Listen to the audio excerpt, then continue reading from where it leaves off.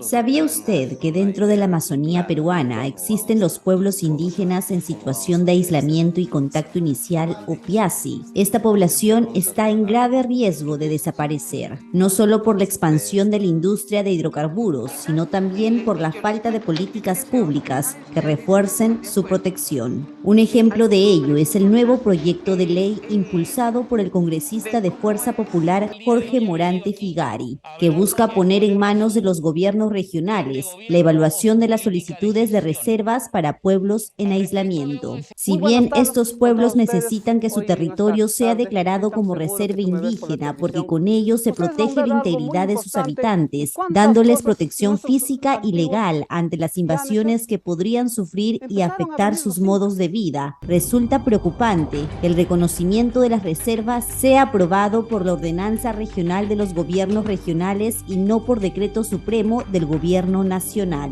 La idea básicamente es que una decisión que antes estaba en la esfera del Poder Ejecutivo esté en la esfera de los gobiernos regionales, ¿no? Esto de la competencia del reconocimiento de estas reservas pasa a los gobiernos regionales. Y todos sabemos que los gobiernos regionales son débiles, tienen serios problemas de corrupción, ¿no es cierto? Han sido muy penetrados por la corrupción. El mencionado proyecto desmerece que hasta la fecha el Estado peruano ha reconocido a 20 piasis que viven en 7 reservas indígenas y territoriales establecidas para su plena protección, señalando que éstas fueron creadas sin ningún criterio científico y con total desconocimiento de la realidad, obviando a las autoridades locales y regionales en la toma de decisiones que tienen que ver con su territorio. Estos grupos que están detrás de este proyecto de ley, porque en realidad es un congresista que lo presenta, pero acá detrás hay lobbies, ¿no es cierto? No quieren ningún tipo, no querían acuerdo de Escazú. Mira, Colombia y Chile han firmado el acuerdo de Escazú, ¿ya? Son los mismos que se opusieron al acuerdo de Escazú, los mismos que se oponen a estas reservas, ¿no? Son grupos muy fuertes. Otro aspecto importante que señala el proyecto de ley es que los gobiernos regionales podrán crear una comisión revisora de pueblos en aislamiento y reservas ya creadas para determinar su continuidad, revocatoria o extensión.